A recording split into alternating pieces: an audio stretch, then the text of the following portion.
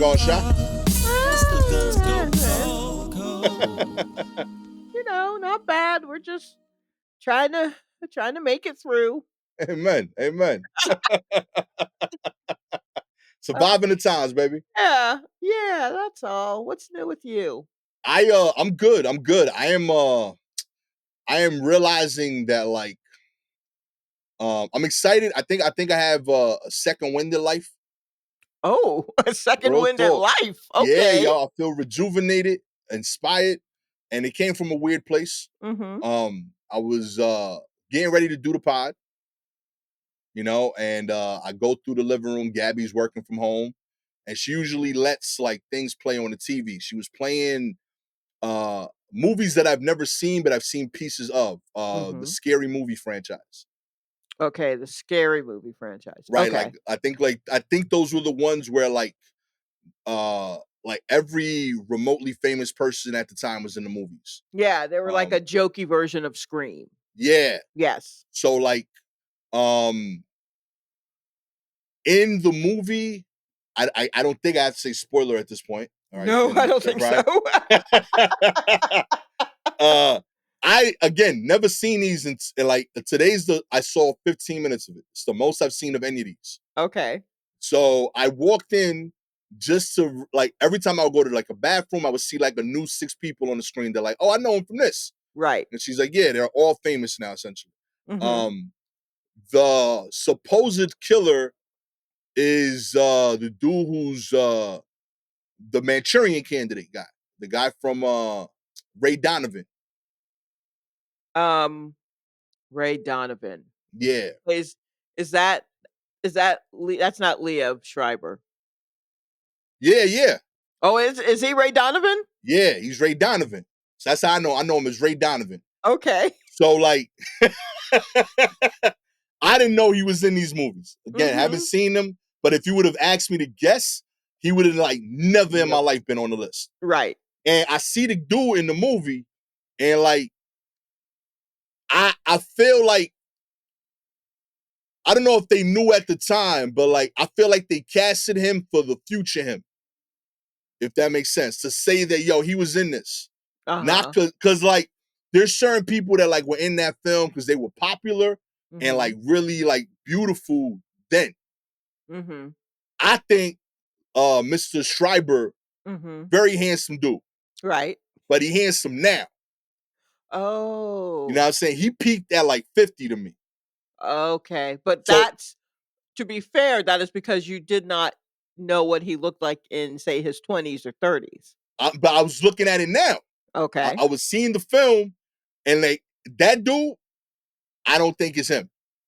I think he's a regular dude. 50-year-old him, I think is him. I'm like, okay, he's different. Okay, so then you vibe more with the 50-year-old version. Yeah. Than with the old school version. Oh, yeah. 20-year-old him, I was like, oh, this dude her. No way this dude cool. 50-year-old him is cool. Okay, hold on. Let me look up Leo Schreiber. Yeah, here's where I must step up and go, you were wrong. Liv Schreiber has been a hottie. At 20? First off, let me see how old he is. Okay, so I guess when I first saw him, he's 57 now. So yeah, okay. Ray Donovan, yeah, you would have seen him.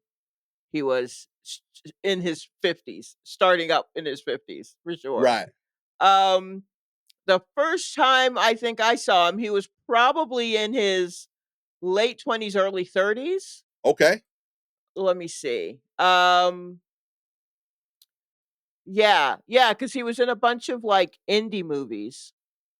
From the 90s. Right. He was in Walking and Talking, and let me see what it has here. Yeah, he was in Walking and Talking. He was in Party Girl. He was in Day Trippers, Big Night, and these were all movies that I saw mid to late 90s. So that's when I first saw him, and I was like, "Oh, he's cute." Wow, really? Yes. You saw this dude in 95, and he was like, all right, nah, I can't see it. Yeah, well, I mean, maybe it's not for you to see. I agree, but because to be clear, I think guys be lying when they say they can't tell a dude attractive. That's Right, BS. yeah, Cut the bull. that's the bigger problem. Yeah, y'all be trying to fake the funk. I was Uh-huh. completely fine with that. If you want to pretend you don't get that, anytime you were at a party in your 20s, there were certain dudes that made you mad when they talked to your girl. Right. That's how you're comfortable expressing it. Fine, Mhm. but you only felt that way because you felt that dude was attractive. So Right. you were able to gauge it. You know what I'm saying? Yeah, you could So tell. you could tell. You knew. You know what I mean? This dude, 20, he could talk to anybody I was cool with. No threat in my life. This Okay. dude now, I'm 16 years solid with Gabby. Don't want him talking to Gabby now. Well, yes, no, there's something to be said about, you know, getting older and more attractive, that it doesn't always work on everyone. Some people peak in like high school or Right. college. But I would say I'm looking at pictures of him from then. Yeah. He had a very distinct, like a distinct look. I could see Uh that too. and his Like, jaw. I like his jaw. Yeah, no, yeah, he definitely. I mean, I remember seeing him in movies, and that's how I like clocking him. Like, oh, he's attractive. really? Yes. But Interesting. now you gotta remember this. You gotta consider the source on this. Um, in that, like, say the people that were, he wasn't someone. He wasn't making movies that were mainstream, like Okay. big mainstream movies. So you had to like those kinds of movies, and if you like those kinds of movies, you probably are a little off the beaten path and maybe what you find attractive in general, the kind of dudes that you find Okay, attractive. okay. You So, into the like, artsy yeah, if you're type? gonna put him up against a Brad Pitt, Right. You I ain't gonna win that. imagine in the at Brad Pitt at that time, I imagine most people are going to say Brad Pitt is more attractive. I did not find Brad Pitt attractive until he cut all that damn hair off and he Mm-hmm. stopped being so pretty. Real So talk. I didn't find him attractive until not even Fight Club, although yes, Fight Club, but Snatch is when I was like, here we go. Now we're talking. He's kind of a mess. I don't understand what he's saying. But built like a bot, absolutely. Real talk. So yeah, but if at the time, I definitely would have been more of a Liev Schreiber person and a Brad Pitt person. See, I think Liev wins now, like hands down. I think he bodies Brad Pitt today. Yeah, because Brad Pitt's mostly filler right now. Know what I'm Because saying? yeah, and it just, but I don't know. I think Liev Schreiber was always attractive. Okay, let me ask you then. Okay. Um, who who is someone that you thought was attractive back in the day who has dropped off now? Oh, okay. I mean, admittedly, Mr. Pitt, I don't think he's ugly, Right. but I thought his prime was normal and it's been graceful. Okay. I'm not saying he ugly. I'm just saying his peak was clearly before. Right. And you know what? Let me walk back a little bit. I don't think Mr. Schreiber was ugly in Then his 20s. I'm just saying he's peaked right. now. Okay. You were And yeah. that's kind of what was exciting. They're like, oh, this dude was just a regular dude. And now he peaking, you know? Maybe I got another a peak, you know? Yeah, you got more. Oh, that's why you're rejuvenated. Yeah, like I was seeing this dude. I was like, I ain't even recognize homeboy until like he like started like he started looking like forward, but like pointing his face down like he does. And I you know Wait, what I'm talking about? He be looking at people like yes, this, like, yes. you know, I Hold was up. like, oh shit. Okay, all right. Listen, I didn't think saying that Ray Donovan got handsome at 50 would make my internet crash as much. Look, I don't understand why it's having such a hard time. I But thought it was a solid statement. Real talk. yeah. It's a good looking dude. But like, yeah, like I was like, oh, this is dope. He peaked in his 50s, Mhm. you know, and I was like, yo, like I could still be up. I mean, I'll speak as someone in their 50s. You definitely like, I don't know. As someone who not only I'm in my 50s, but I definitely was not, I don't think, my best in my 20s. Okay. Like, you gotta, and Like it's for just been example, as someone who knows you, I can't I can't imagine there was a time when you were better dressed than how you rock now. Like Oh, you understand your style phenomenally, in my opinion. yeah, yes, sure, but I, definitely for what I was doing, especially in my 20s, Yeah. I was doing it, I don't know if it was well, but I definitely was doing a thing. Like I said, Okay. love Okay. doing a thing. Um, and yeah, I do understand that's part of the thing is that as you get older, you realize like, oh, this is how I'm built. I have to accept this. I've been trying to hide this with scarves and whatever for so long. This is just how this looks. So let's dress around it. Let's accept it. You get more of that, and so you know yourself better. A lot of your 20s is just like denying where your waist is, where your natural waist is. That's a lot of it because wherever your Yo. waist is, whatever the popular pants are is not hitting it there. And so Right. you're just trying to squeeze yourself into whatever is supposed to be popping at the time. And then as you Ah. get older, you when you enter your 30s, late 30s, there's a crisis because you're like, "Oh, I don't know what to wear because I don't feel like an old person, so I don't Right. wanna wear what I think is old person stuff. I still feel young, but the stuff that they're making for young people, I cannot wear. I look ridiculous." So then you have a little bit of a crisis then, and then you kinda move out of that. That's when you are like, "This is where my waist is. This is what has always worked for me. This is what I will do." You know, And that goes for, like, your face as well, like, I will buy some sort of makeup-y thing knowing full well I'm never going to do it correctly because I've never worn makeup like that. I rarely ah, wear makeup. So now, I'm just like, "Oh, yeah, mascara and a little gloss." Like, that's it. Maybe blush is, that's all we the need. new thing, Like, it's you just accept these things about yourself. And then you can And highlight them the right way. yeah, right. So that will come with time for sure, hopefully. Or if you feel like you peaked when you were in your 20s and you're trying to keep that look going and then you just look kind of stuck, or you Right. kind of give up. If you don't even care about that kind of stuff, you kind of give up, which becomes its own style, hopefully. So either you look just kind of stuck in a time that you can't get out of, or you figure out your own style. Right, um right. and and accept what your body is doing. No, And no, you that's sold me on this.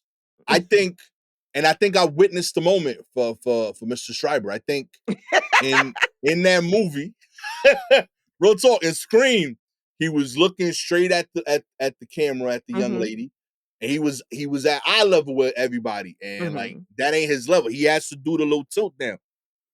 When he does the Okay. little tilt down and he talks kind of like through his forehead, Right. it works for him. And I Right. think he did it once because there was a scene where they were on the steps, so he had to do it. Right. And I think the camera caught it, and like afterward he was like, "Oh, that's my shit," Yeah. I mean, you know? that's here's the thing that everyone has like a little physical thing that they do. Um that move actually, I think it's like a lot of tall dudes do that. George Clooney would do that all the time on ER. Watch ER, start Okay, from the beginning, and I think it was because he was the pediatrician on the right, show, so he's always talking to, like, to little kids, and so when he's talking to adults, he's already kinda low on the kids level, and his head is down, and then he just kinda look up at the adult, and that's kinda how he would duck his head and kind of be shy or something. And so that right. was his thing. He doesn't do that much now, but he does do a thing with his head.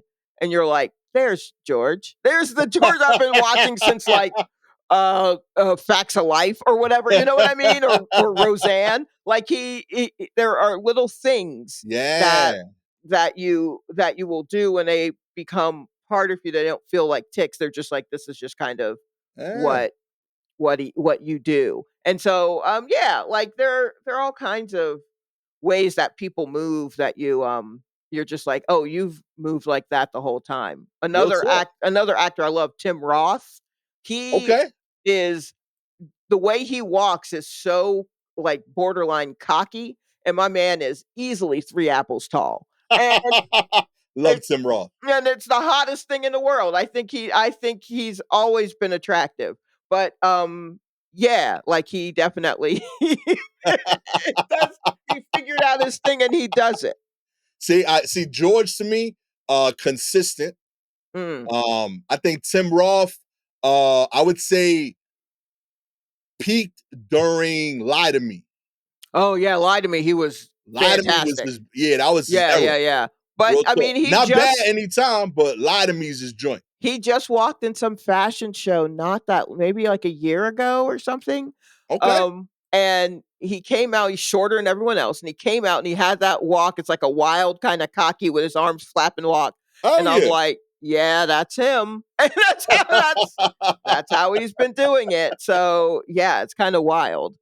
I always wanted him to do a movie with what's that dude name? On my blanking, he did a movie with a Boiler Room, Giovanni Ribisi. Oh, Ribisi. Giovanni, oh, Ribisi. Yeah, I always like the two of them. I always feel like they should do something together. I mean, I bet if you comb through some 90s movies, you will find that they were in something.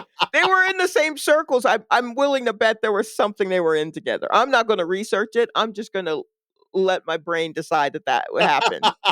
But so I give you another Leo DiCaprio. I think Okay. he's gone down. Okay. All I right. think he pretty teen, 20s and 30s, I think might have been some people's view of his peak. Right, right, right. And I don't think he unattractive. I'm just saying he peaked there. Okay. You You know what I know, mean? here's an interesting case because he was so pretty, Okay. right? In like a Brad Pitt way, just almost androgynously pretty. Right. And, and so that is what you just kinda see, and then as he has gotten older, I mean, it's his face still feels kinda squishy, but not, like, super mannish, you know what I mean? Like, it's very round still. Yeah. Instead of like, I don't think of a strong jawline when I think of Leonardo DiCaprio. He's still like he's like when cute get like for Brad Pitt, he was very pretty, Right. and then he got all fit and stuff, and that jawline came out. And then it became like, oh, you look like a man and not like Right. a pretty thing. Whereas Leonardo always looked like a pretty thing. Yeah. Um, Okay. Okay. yeah, so, like, it's interesting when I see his face and I think of him, I'm like, I guess the little prettiness is still in there, but he's not unattractive, but Yeah. he was so pretty as a young can you hear my cat banging at the door? Can you hear her? This bitch. Anywho, she is literally trying to bust through it like a cartoon. It's not gonna work. Um But yeah, yeah, so Leonardo is kind of an interesting one. I feel like I watched The Great Gatsby, he was in Yeah. that, right? Yeah, Yeah. Yeah. and I watched it on a plane, and I thought when it ended, I was like, "Yo, was that the last of skinny" Yo. was that the last? Because remember, he was like a beanpole. So, Yeah. I was like, "Was that the last skinny Leonardo?" Because Real everything talk. else he's done, not that he's been big, he's just had grown man heft on him, but Yeah. and I feel like he had it before that too, but I feel like The Great Gatsby was the last time that we saw, like, real skinny, like, early Frank Sinatra skinny, Leo. Real talk. Huh. I feel I don't know how because like they started from different forms, Right. but he's becoming Jack Nicholson. Like Yes! real talk. Yes. Like Exactly. Just they're like that he's that like the shape of his face and like the roles he could play. yeah, yeah, yeah. Yes, I see that, absolutely. But they didn't start the same because like Jack, I don't think was ever. No, he I wasn't don't. like a He wasn't teen. the teen pretty boy. No, no. Jack always had, like, broad shoulders and, he was a little however, all those actors in the 60s and 70s look with broad, barrel chested, broad shoulder. He wasn't like tall or anything, but he was kind of a presence. He was a Ah, squirrely little presence, but he was a presence. Whereas Leonardo was like full on teen. Here's her teen star. huh. Yeah. Oh, and Oh, in all of this recon, by the way, didn't realize Ray Donovan had a brother. Apparently his what? brother's also an actor. Oh, what's his name? What's Pablo Schreiber. okay? He does he Pablo. yeah, he's like his half brother. He's in a Okay. ton of stuff. Like, I'm genuinely surprised. He was let's see, he was on The Wire. Everyone's done Law and Order, so I won't count that. Everyone. Orange That's true. Everyone has done Law and Order. Real talk. He had a small role with his brother in Manchurian Candidate. Let's see here. He was in Skyscraper opposite of The Rock. He's in Den Okay. of Thieves. I've Uh, never seen this guy before because he's never really, done anything I've watched. real talk. I feel like I've seen him like die or shoot something a lot of times. Oh, okay. Yeah, Yeah. no, I'm not. I mean, I'm sure he's good, but yeah, no, I've never seen. I mean, yeah, but I mean, I see Liv Schreiber like near my office. He's always I mean, I've seen him like 3 times in the neighborhood of my office, and he always looks lost. And I'm like, by the third time, I was like, dude, you can't be lost. Like I've seen you on this corner before. Take a picture, do something. Is there a point where you get too famous to be not able to get lost in public? He has to be around there where like I don't. it's a danger. I don't know. Like, no, he is, and maybe it's the Ray Donovan thing. No one will really mess with him. He kind of has Yeah. like his roles have always been just like uh, quiet tough guy Right. in a way. So no one really like fucks with him or anything like that. Um, and I'm like, you must live in this neighborhood or work or do something over here because you are here a good deal. Like walking a dog, see him over there. Or I'm like, did you walk too far? Why do you look lost? Um, but I don't know. I feel like, yeah, I don't know if you already have like an approachable face, but I feel like, especially in New York, that won't happen so much because New Yorkers are so working so hard to show that they are not impressed by anyone or anything.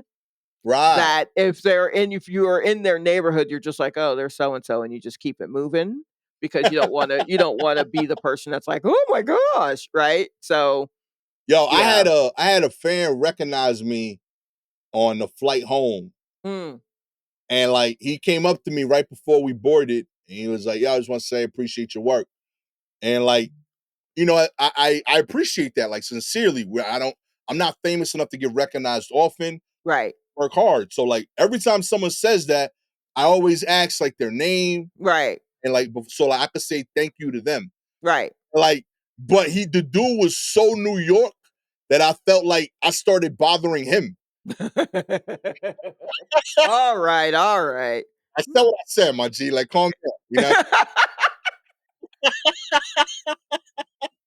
Real talk. I was like, okay, my bad. You know what I mean? I just try to be courteous back, but thank you.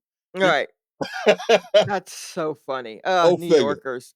Oh God man. bless them, but also, ugh, get over yourselves. Oh man.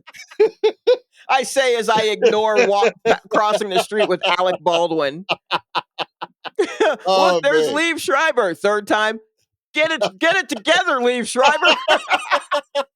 You keep getting lost here, B. Come I can't on, keep bumping buddy. into you. But thank you, Leave, for the inspiration. Yeah, I'm gonna yeah. start hitting Thanks the for. gym. Oh boy. It's gonna be a comeback. See, I'm gonna start looking like this at people on my combos. Okay, figure out your own way of doing this. You can't just because you like what Liev is doing doesn't mean you can then do it. He's I not can't. always wearing a Nike, like Yeah. a Yankees cap all the time. Yeah, I can't do that. I'm like Gabby gets mad because like I keep hitting her forehead with the brim of my hats when I kiss her. So I Right. can't do the live thing because then I'm Yeah. gonna hit her more. Yeah, absolutely. I gotta figure it out. But I'm gonna get my own look. Leave, I'm inspired. Can't say your name, but Yeah, I right. rock with you. Ray Donovan. All right, yeah. Just call him Ray Donovan. Yeah, I'm sure he's used to that. Hey, Real Ray talk. Donovan. That's probably what he's called more often than not. Oh man, let's get into the news. All right. Kicking us off, Ozempic users say their exes are attempting to reconnect with them after the weight loss. Well, what did you expect? That's why you did it. No, I'm just kidding. Some of you are doing it for health reasons, but the rest of you are doing it so that your exes can just slide in them DMs. Quit playing yourself. Stop acting like, I can't imagine that. Nah, you knew. Real talk. Yo, you was tagging her in the pictures. Yeah, come on. I seen you. Oh, now you up on me. I'm like, nah, I got a notification. Back then, you didn't want me. Now I'm thin, you're all on me. Real talk, B. You ain't want me before the gut. You don't get me before the GLP. Okay? Real talk. Oh man, it's an unexpected side effect of Ozempic.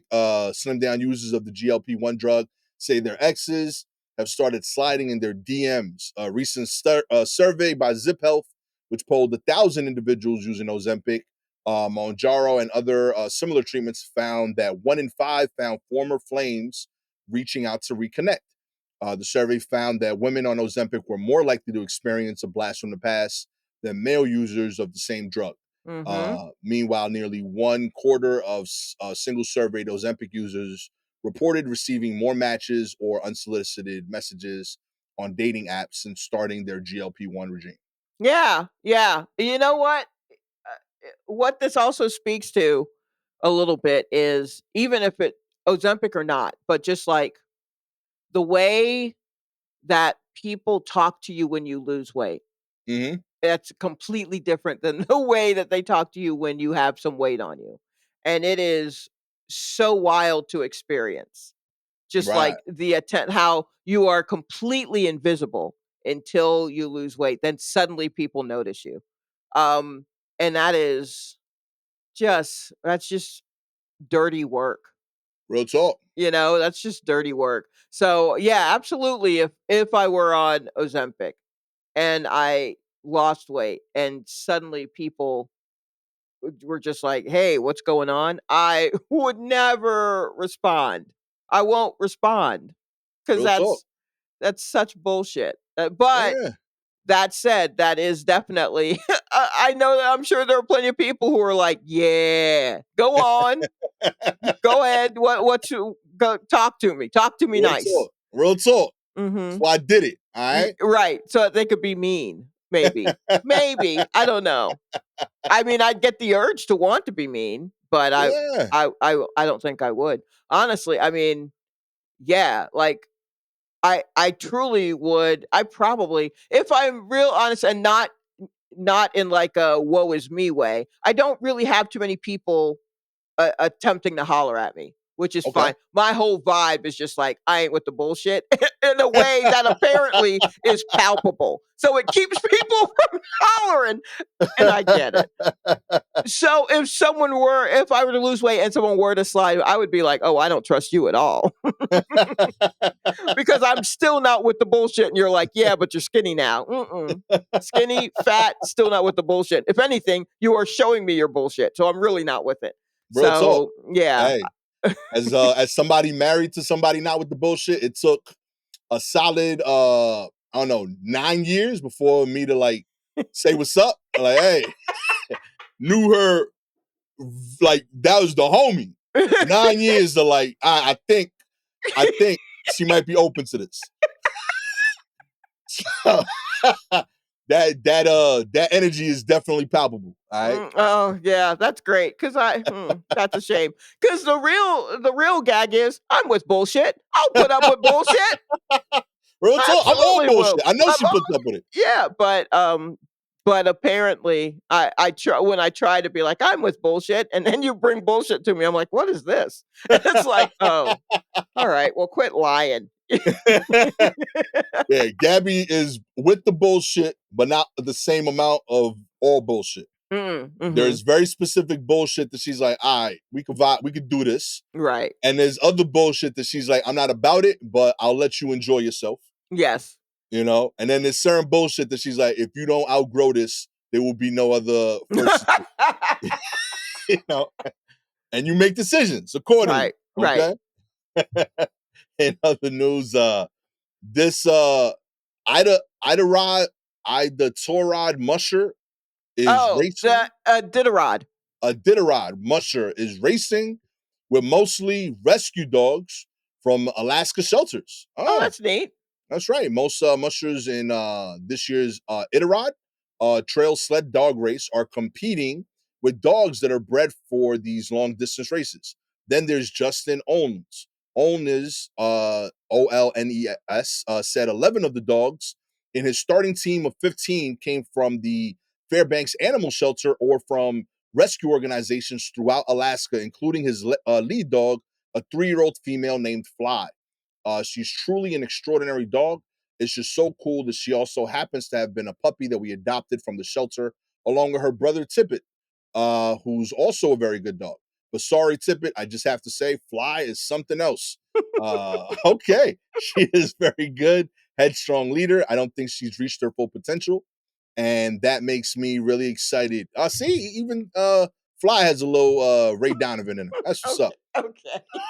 I mean, this picture of Fly, there's a picture of Fly, a posed picture. And let me tell you, she also don't take no bullshit. I was gonna say, yo, low key. Yeah, Fly ain't fucking around. She trying to win this Iditarod.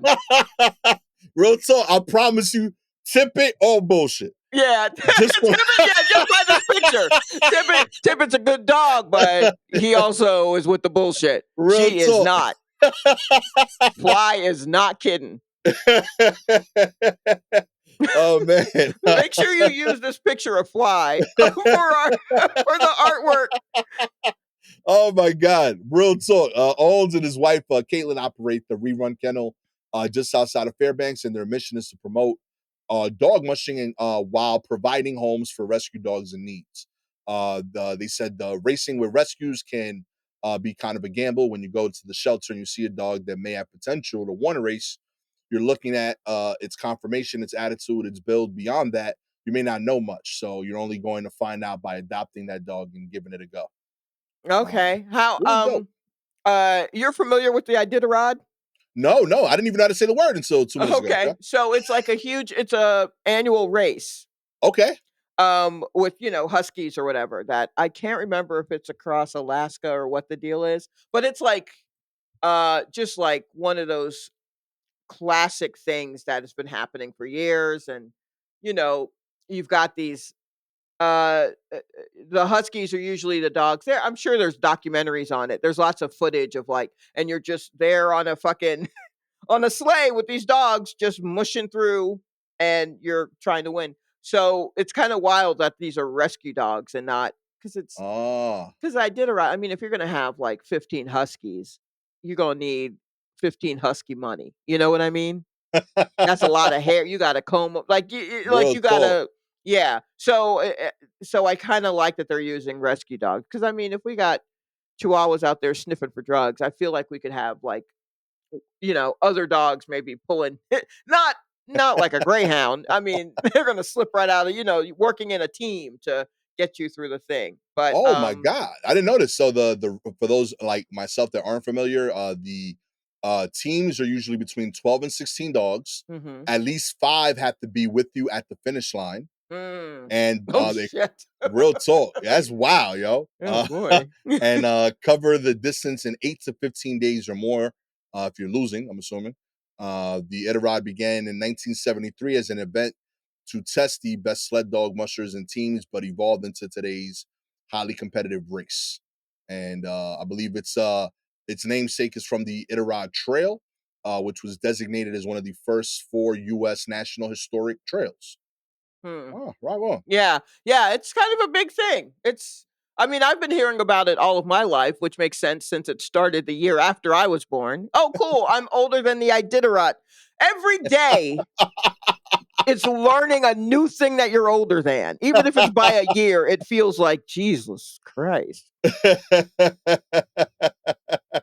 Yo, we should do this, yo. Real talk. Get a Man, mushroom. if you don't stop playing around, I'm not even going to be one of the 5 dogs waiting for you at the finish line. Oh man. Finally. Oh man, Phil and Douglas, finally. Mhm. The largest fully preserved dinosaur claw unearthed in Mongolia's Gobi Desert. What?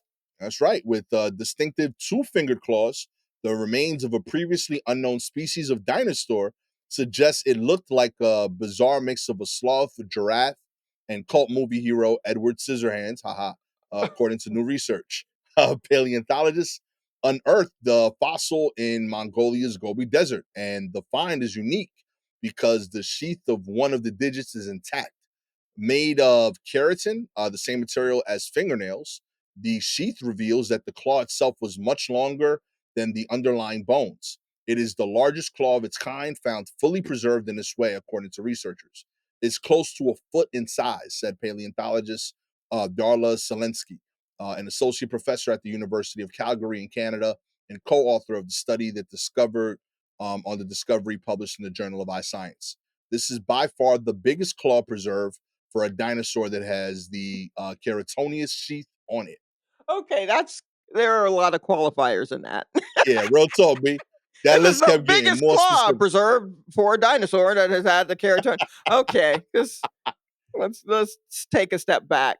The hands look like barbecue tongs. Okay. Okay, that Yeah. helps make a vision of it. Okay. Right. Yeah, just a little two-finger claw action. All right. Um oh, I they gotta made tell you, I thought they found all these things already. Real talk. I thought every dinosaur had already been found. I'm surprised he's still finding new ones. I thought we was done with dinosaurs. Real talk. I'm surprised that there's ever every time there's dinosaur news, I'm blown away. Like that shit make no sense to me. They haven't moved in years. Shot, they've been dead the whole time. We, I thought we was done digging. Wow, where are you finding these things? Oh my god. That Ah, shit blows my mind. Every time somebody, that's yo, we found a dinosaur. What? that's so funny.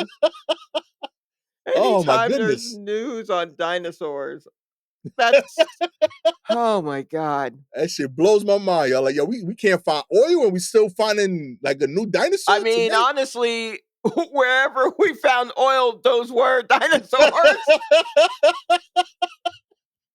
Oh man, put that So shit I'm back then. Let it become oil one day, yo. No, we'll pull out a claw or two and then we'll leave the rest. Yo, I don't That's need like a new dinosaur, but my car running is vital. You know what I mean? That's terrible. That's terrible. I'm glad because this means it's one more thing that you have to find in like Animal Crossing. In the game Animal Crossing, you're always digging up fossils and it's always like actual there's a museum and you take your fossil to the museum and they clean it off and they're like, "Oh, there's a this." And if they already have it, they're like, "Go sell it at the corner store." Or if they don't have it, they put it on display. I love Animal Crossing, but it's real. It's just bite-sized capitalism. But I love it. I love it so much. Um, yeah, so it's kind of nice that there's a new thing for the museum. That's the first thing I thought, honestly. I didn't think about what this meant for the actual human world. The first thing I thought was, "Oh wow, that's gonna hit hard in Animal Crossing." Oh man. If you would like to play in our annual barbecue Animal Crossing game. I think I want us I want it I want you to be kept abreast of all new dinosaur news is what I want. If you would like to sign Gastor up for a dinosaur newsletter. Real talk, I get updated once a year. Like I can't imagine this shit to say about animals. They've been dead a million years, I think, right? I guess. What else is there new? Well, I'm look at blown away this. people still studying that shit. Like it's wild to me, B. Like it's like studying Latin. Like it's done. We finished it. We finished it. There's no more. Like it's dope, but like it's finished. It's not evolving. Oh man. I hope none of you let your children hear this because there are children who are into dinosaurs and they want to be the next person to find the next set of claws or Listen, whatever. you nailed it. That was the last great dinosaur news was the evolution to chicken nugget dinosaurs. that made sense. That was big news in the dinosaur game. Jurassic Park, chicken nugget dinosaurs. That should have been the end of the story. Close the textbook. That should be closed when you graduate. I lost you there, Sha. There you go. All right. All I do is just touch the mic. I do nothing. It's letting us know just how many dinosaurs were on the planet. Like, I feel like if you look at a book or you go into a museum, you think that tops 100. Like, that was it. There were Yeah. 100 dinosaurs on the planet. There might have also been like millions of dinosaurs. Right, but like that's like if in a million years somebody discovered a human, Right. and then they were like, yo, we also discovered that human's cousin. Yeah. Like, that's not a discovery. You know what What I do you mean? mean? Like if you find my bones and then you Mhm. find my cousin like Alex's bones, that's Right. not new news. You just know you found Alex. That's what's up. That's all it is. Like, you found the dinosaurs. Like, you find you know what You I'm get saying? an idea, you get a count, you get an idea as to what the world kind of looks like, and then you can make um more descriptive children's books. I guess I think big children's books is the funding behind all dinosaur Real research. talk. Yo, plastic behind this shit, yo.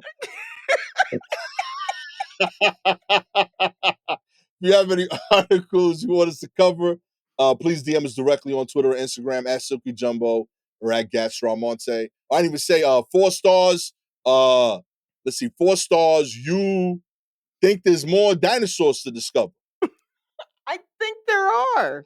5 stars, you know we done. Like, real talk. We talking about fingernails here. Fingernails. Come on, but You know it's what I like mean? a foot long. It's a foot long fingernail. That's something. That's cool. I mean, real talk. Who had a hangnail, went outside and clipped it. That's what this is right here. Now he in the paper. He was trying to keep this shit a secret from his wife. You know what I mean? Like, I went out back and took care of it myself. Now they talking about me on this podcast a million years later. Oh man, that couldn't stay between us, Paulie. Come on, B. I told you that in confidence. He didn't even do this with his regular doctor. He got it off the papers. It wasn't insured. You know, just cut it off, dump it out back. I And mean, now everybody talking about it today. that's all. It's all good research. It's for the greater good. Whoever's hangnail this was, it's for the greater good. Oh man, this has been a toe-centric episode of the War Report. Shouts to Liv Stripe, Ray Donovan. Yeah. You know what I mean? You're peaking, these dinosaurs are not. They peaked already. Okay? They done. No more dinosaur news. Catch y'all next time. Peace.